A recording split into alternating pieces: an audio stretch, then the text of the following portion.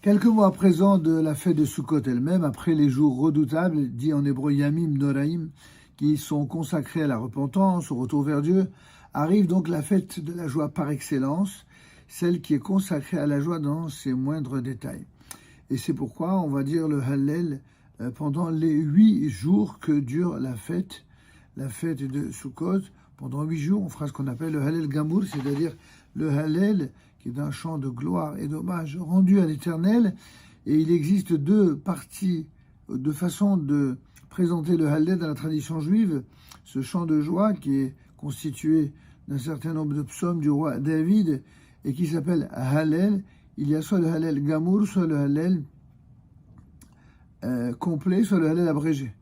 Le Hallel complet se récite pour toutes les grandes fêtes juives qui seront énoncées régulièrement à chaque fête juive, on le rappellera.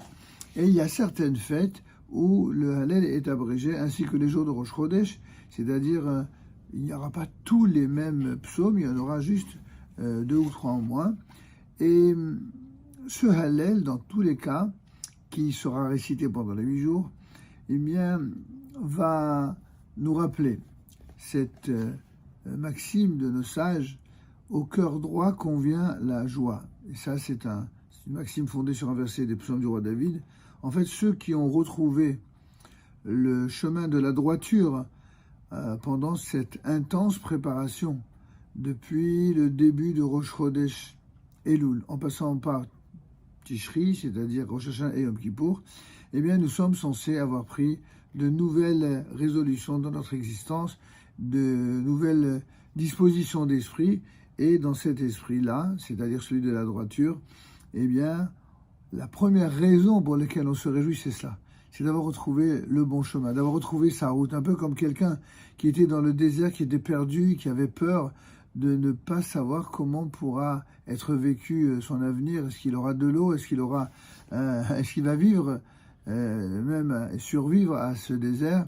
Eh bien, quand quelqu'un abandonne les voies antérieures qui n'étaient pas toujours positives, eh bien, tout d'un coup, il a la joie de réaliser que il est revenu sur le droit chemin, sur le bon chemin, et automatiquement, il y aura plus de bonheur, plus de paix, plus de relations harmonieuses avec ses semblables et même avec ceux qui ne sont pas ses semblables, simplement parce que quand on devient meilleur, eh bien, on attire davantage de gens, soit qui sont déjà bien, soit qui deviendront meilleurs par ses propres choix.